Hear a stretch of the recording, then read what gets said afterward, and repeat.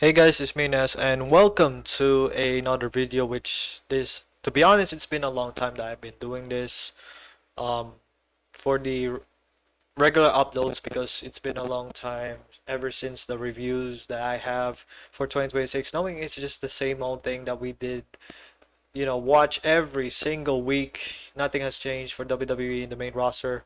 I only watch NXT at some point, but I'm not gonna go further for the reviews for NXT per week. But I'm going to at least give you guys the thoughts on night one. Honestly, it's kind of a bit of a disaster because the fact that we got too many commercials. All right.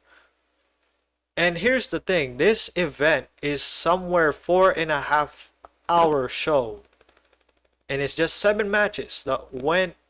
The most that went was over 22 minutes.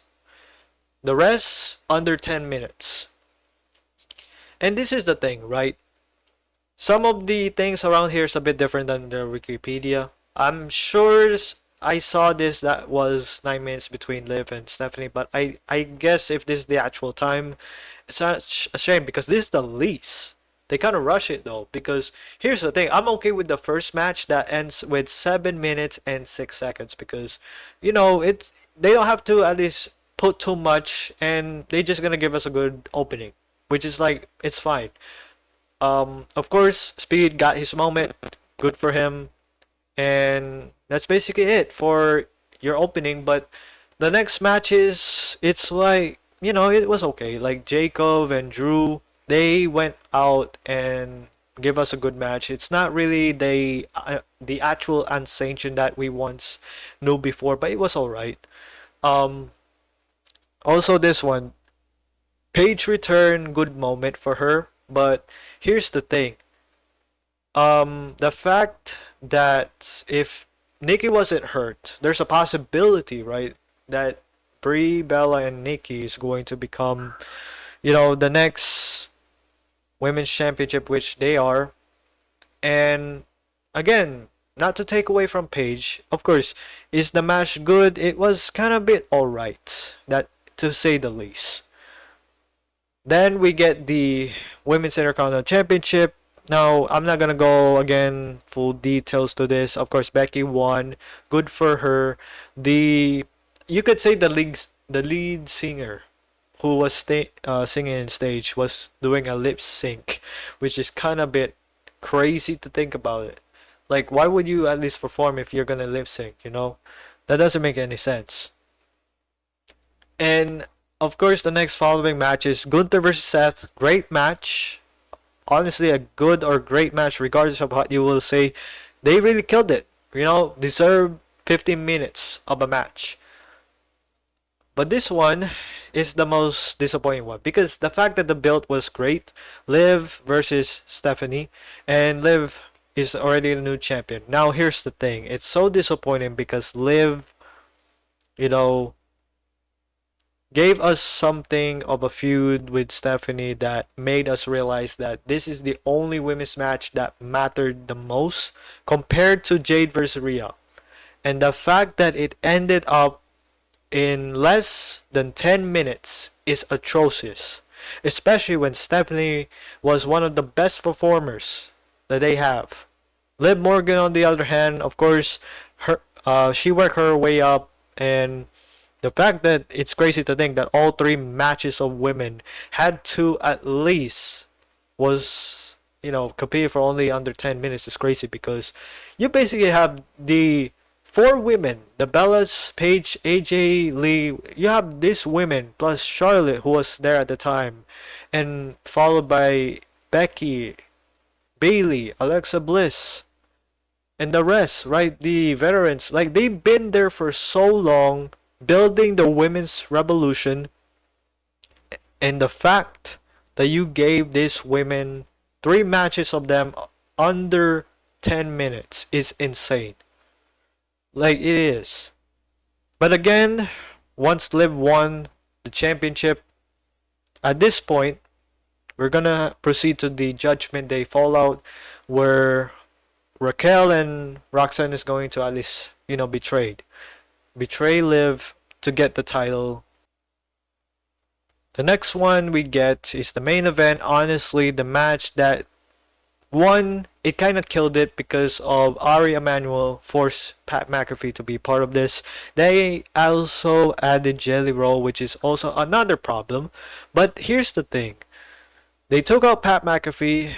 We all know he's gonna come back after that elbow drop to the table, which he did. But Randy hits the RKO, thank goodness. But at the same time, Randy loses. But at the same time, the stipulation, Pat McAfee is forced to leave professional wrestling. Thank goodness. But at the same time, I want to see Orton winning the 15, but we will see that later on.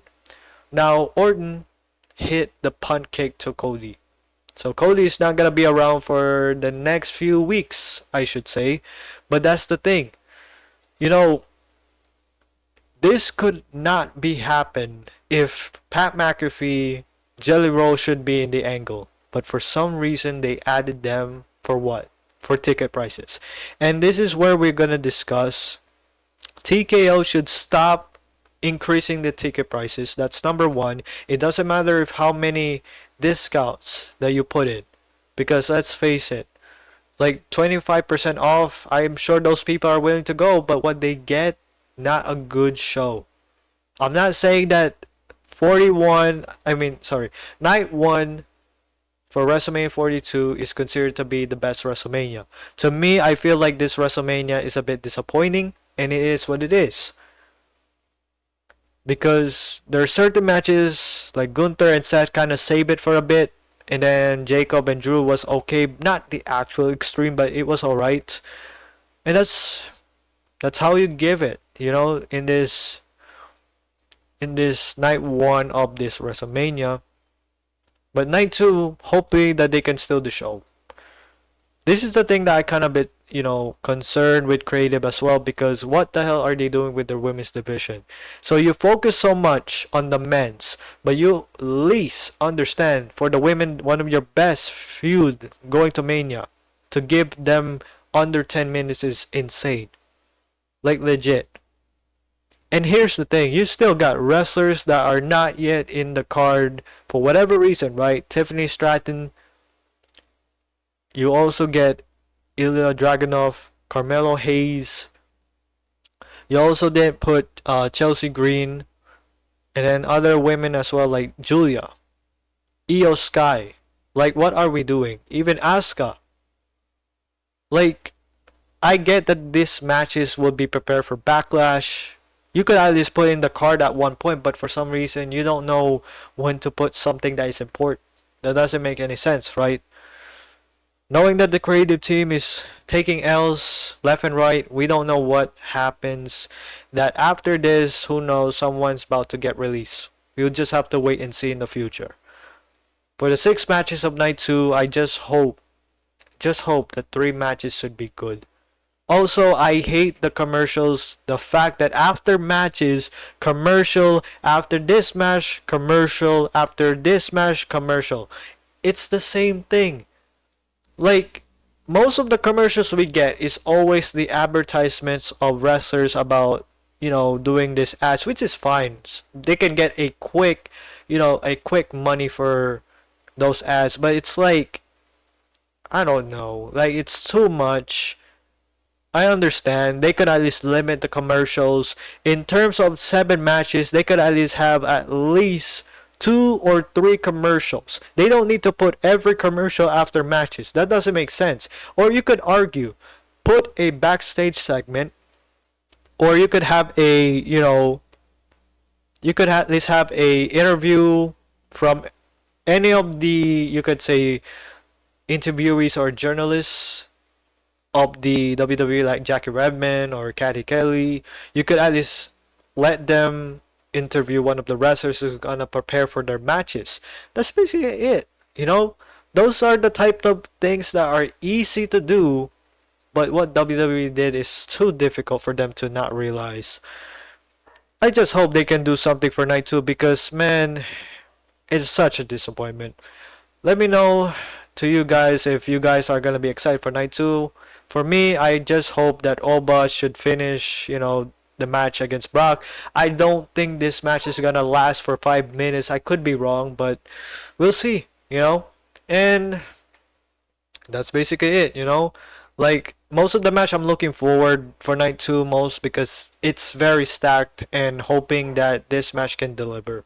That's all I can say. And again, this one, if Reigns loses, he will leave WWE. He's gonna win. It's kind of a bit obvious. If Roman loses, he lives. But does he leave in terms of he will no longer wrestle or he's gonna go to Hollywood? We may never know. So we'll see.